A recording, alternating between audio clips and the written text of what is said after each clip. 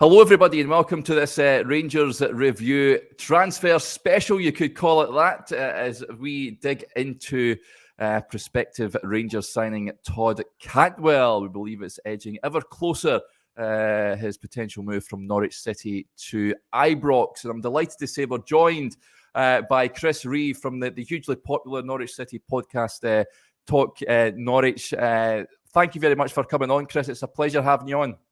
No worries, Derek. It's a pleasure to come on, and thank you so much for mentioning our Kenny McLean podcast the other day. Of course, he's still toying with the idea of, I think, coming up north to you boys. I must admit, it's quite something, me coming on a blue and white channel, so you should, not take this for granted. I want to be clear, this is yellow, not white, okay? So you'll have to let me go with green and yellow. It's funny you mentioned Kenny McLean. We were actually set to, when we do these daily videos, a couple of months back when Giovanni van Bronckhorst was sacked, we actually planned to talk about Kenny McLean in that interview he gave you guys about potentially moving back north. And then, the agenda was ripped up and thrown in the bin. So, whether that move materialises at some point, who knows? But we're here to talk about Todd Cantwell, Chris. A lot of excitement, a lot of Rangers fans excited at the possibility of him arriving at Rangers. I asked him to, I recall, I lived down south and I covered a couple of Norwich games when he was breaking through in the team, and always struck me as a player of supreme talent. Sort of fell away in the last couple of seasons. But in terms of the player Todd Cantwell, Chris, what can Rangers expect? Well, first of all, your observations are correct, Derek. The last two seasons have been mightily tough for Todd Cantwell. I'm blessed and grateful to know Todd. Not 100% well, best buds, but we know each other. We talk. We had him on our podcast, and I do want to get a plug in for you Rangers fans. If you want to really understand who Todd is as a person as well as a footballer, go over to Talk Norwich City and type in Todd Cantwell and go and check out our exclusive interview. We did it when we won the championship title up to the Premier League. Just been rewarded with a new contract, had the gold medal around his neck and was full of confidence, and it was absolutely brilliant. So go and check that out. But yeah, I think from a Norwich City perspective, to get that out of the way before I go on to what's in it for you guys, we're quite disappointed. I think because of the fact that Norwich City fans have always known that Todd Cantwell has so much latent potential, and we've seen him play some absolutely incredible games for this football club, especially in the Premier League, scoring against all the biggest clubs in the country, including in the iconic win, the David versus Goliath 3-2 at Carrow Road versus Man City, Chelsea, Arsenal. Like, this boy, when he's confident, I shouldn't say boy, this man, when he's confident and he's in full flight, he really is the type of player that can turn a game on its head. And I mean, I'm sure we'll go on to it, but I look at Todd in the SPL, and I'm not saying that Todd is of that caliber of James Maddison, but I think that he could do as much damage. I remember when we loaned James Maddison up to Aberdeen, did incredibly well before he then came back to Norwich. Of course, this one will be different, but I think that Todd has a similar skill set in terms of the twists, the turns, the turn of pace, the way that he can dictate play and pull a pass. I think that he's got that certainly in his locker. And when the Rangers faithful are behind him, he will be a phenomenal player for Rangers. I really, really am optimistic of that. He will thrive playing under a big, big crowd at the Ibrox. If you want to go and check, I know that Rangers fans will be seeing all of these Todd Cantwell highlights and compilations. And the one I'd recommend that you watch that just shows, it actually says a lot about Todd. Norwich City played Tottenham away in the cup and we won. It was like an absolutely incredible game, obviously incredible result for Norwich. We won on penalties, and Todd's at the new White Hart Lane Stadium, and he picks up the ball and he does keepy ups all the way to the penalty spot, just because like that's just what he did. And then he put it top left and he gave it like a little bit of a shush to the fans, and he's got a bit of that swagger about him. And ultimately that has meant that he's had a few haters at Norwich City. That's without a shadow of a doubt. He's very much the modern day footballer. He likes to do a bit of social media.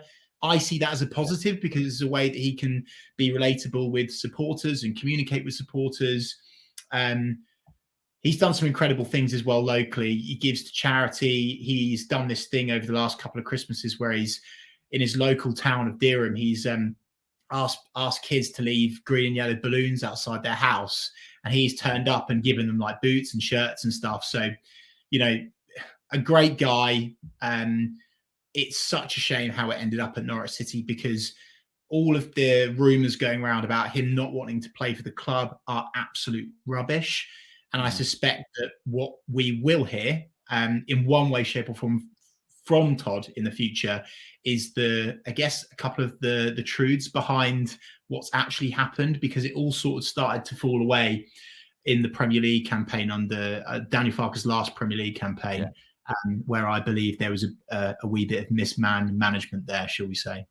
Yeah, I was going to ask that, Chris. Where has it sort of fallen away from him? And is it sad to see? Because this is a guy, every football club loves to rear their own, don't they? And when they make it in the first round, it brings so much joy. So there must be an element of disappointment at potentially losing Todd. Yeah, that's what stings for Norwich City fans. The last probably we've always managed to bring through some great academy prospects, particularly in the goalkeeper position. Some fantastic internationals over the years, particularly. I mean, the first time we did it was in the sort of the new Premier League era, but we've done it more and more and more recently. And Todd was in the same batch as Max Aarons, as Ben Godfrey, who went to Everton, as Jamal Lewis, who went to Newcastle. And we're so proud of those players. And so Norwich fans are gutted with how it's turned out. I think that the hierarchy at Norwich thought he was going to be able to, take Emi Buendia's place. It's a huge ask.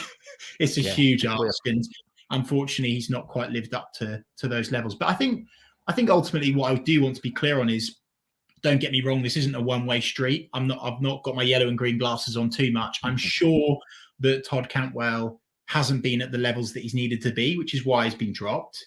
But what I know for sure is that Todd has tried to ask the manager, particularly Dean Smith of late, what can I do to get in the team? But unfortunately, I feel that the decision was already made to move him on. But I just think from a Rangers perspective, if I'm a Rangers fan, he's a real wild card. He's a player to get excited about, but you must get behind him. He is a confidence player. And I think if you're able to play him in a role where he has space and time, he will do some serious damage in the SPL. Yeah, I was going to ask that. Did you play over on almost the sort of left-hand side, Chris, of the sort of attacking forward line at all? Or is he more like an 8 in there, a battler? What's his best position, do you think? Do you know, I can't really give you an answer on that. And that's because he's played a number of attacking roles for City over his time. I've always wanted Todd in a number 10. I think he absolutely can play out wide, but not as well, to be honest. I think that the thing that Todd does lack is the pace versus other players that are built for pace. So he's not going to be bombing up the line. He's not that type of player, but he is a player that centrally could do some very, very effective rotations moving forwards for Rangers. And as I say, could do the damage. But in terms of position, make him your own, because for the last couple of seasons, he's not really had a fixed position at Norwich City, or might add at Bournemouth, because that's the other, black mark against his name is he worked under Scott Parker and it didn't work out there either. So it'll be interesting to see where you guys implement him. Yeah, is it a surprise maybe see them move to Scotland, or is it slightly tempered with the fact that he will be joining Rangers, who are obviously a global institution, massive club in their own right? And can you see him? I think you've touched on it before, but excelling in the league. Scottish football is unlike any other at times. Some of the tackles can be a tad industrial. It will certainly feel like a fish out of water at the start, I'd imagine.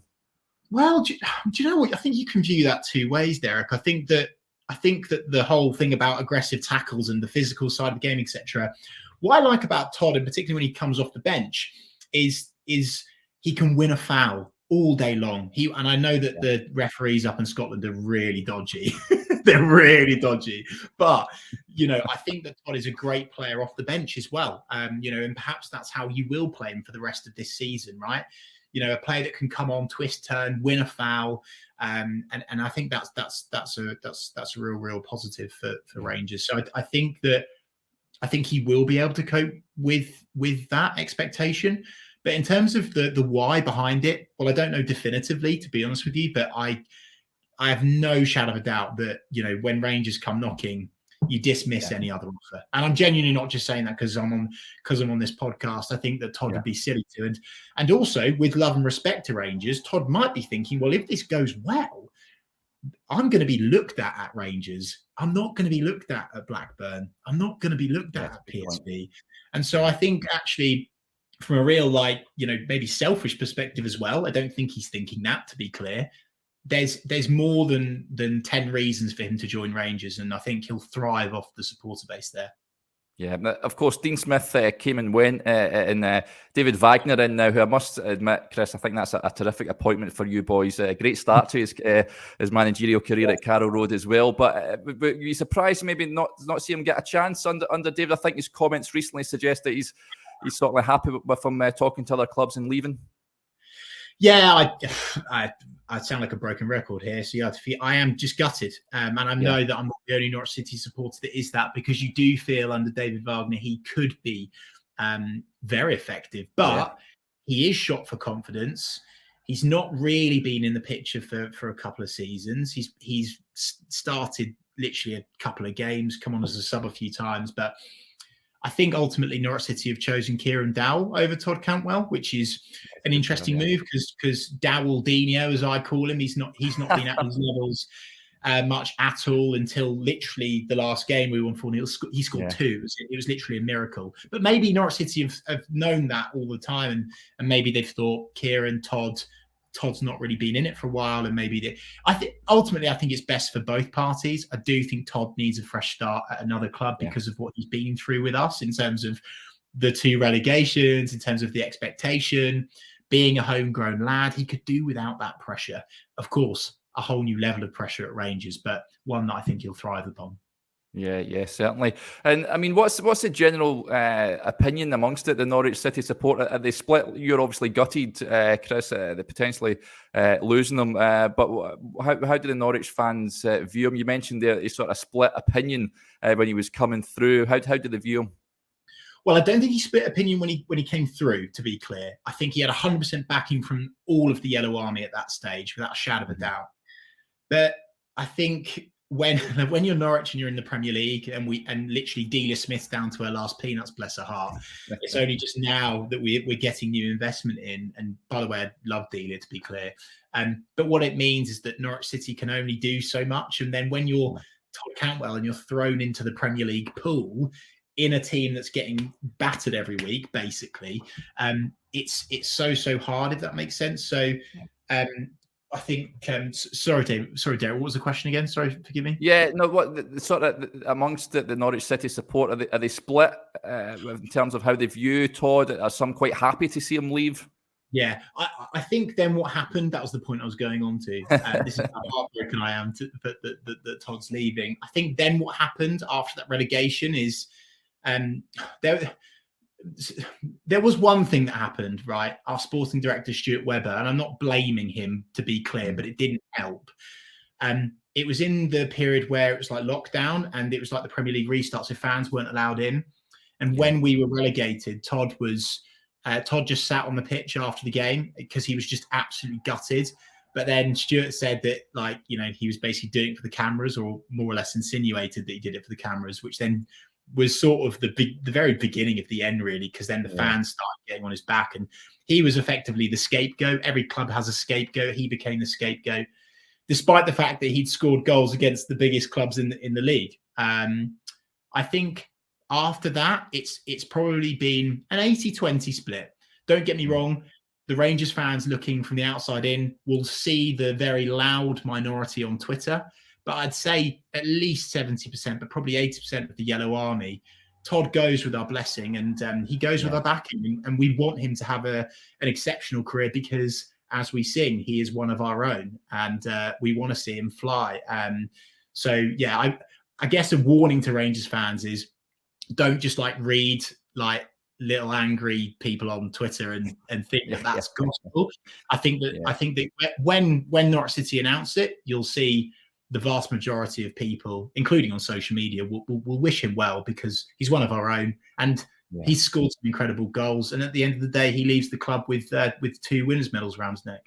Yeah, he certainly does. And of course, he was linked with big money moves a few years ago, wasn't he, Chris? You feel he's at a sort of crossroads in his career at the moment, 24 years of age. This could really, I think Michael Beale's come out and said in the last week or so that he maybe needs just to reignite his career, and he's hoping he can do that. Do you feel he needs just that fresh challenge, do you think? And maybe maybe those big money offers can come around once again? That was naughty of Michael Beale, by the way. That was naughty of Michael Beale. But do you know what? He's bang on the money. You know, he could reignite Cantwell's career, 100%, Derek, without a shadow of a doubt. And I hope and I pray that he will. I do also believe that it's very much a trapdoor moment, isn't it? Really, it's either going to work and he's going to springboard onto even bigger, better things, perhaps someday in the future. He still has got his prime years ahead of him, in my humble opinion. But also, if he's left on the bench at Rangers and you don't have a successful season, as you so deem, whatever it is in the blue and white world, then what you'll see is a Cantwell that won't be so confident. And when you have a Cantwell that's not so confident, that's also lacking minutes, that's where you don't see the best of Todd. But I honestly do think that he's going to hit the ground running at Rangers. I really, really do. Yeah, let's hope so. And just a word on your team, Chris. I mean, we touched on David Wagner coming in. Obviously, had great success at Huddersfield, getting them into the Premier League. What's the feeling amongst the supporters down at Carrow Road about that appointment? Obviously, terrific start up at Preston, wasn't it? 4-0 win. Is he the right man for you boys? Well, I couldn't believe it. I almost keeled over, Eric. I almost keeled over. I couldn't believe it. We've not scored 4 in, it feels like 10 years. Like, it's unbelievable. We're all singing Wagner's at the wheel. We're aboard the Wagner wagon, and Wagner's taking us to Wembley, and we're getting carried away. But that's because we've been starved of positive, proactive, entertaining football under Dean Smith. And that's, of course, the Rangers fans that are well versed in football. The football world will know that Norwich City really sort of came into the fore when Daniel Farke took over and played this real positive, attacking, pretty possession-based football. And for some reason, we flipped to try and stay in the Premier League, and now they've gone back to Plan A again. And fingers crossed, it worked. It's worked. It's a good time to be a Norwich fan. I am sad that Todd's off. I really am. And I hope that the Rangers fans look after him. And I do have to say one more time, Derek, forgive me. If you want to know the measure of the man, check out the podcast with us. An extremely humble guy that will have a bright future. And I sincerely hope that it'll be so weird seeing Todd Cantwell in blue and white, by the way. Like, I can't, that's hurting me more than anything. At least it's not Ipswich Town anyway. Exactly. Oh my God, if it was that, then I would never talk to him again. But no, he goes him a blessing. I wish him all the best, and I hope that you Rangers boys look after him and give him the confidence that he needs to be the player that he was for us in the Premier League when he scored against all of the best teams in the country. Yeah, let's hope we can replicate that form. Chris, it's been a pleasure having you on. Folks, if you want to go and check out his podcast at Talk Norwich City, do go check it out. It's absolutely fantastic. But Chris, thanks again. Thank you very much.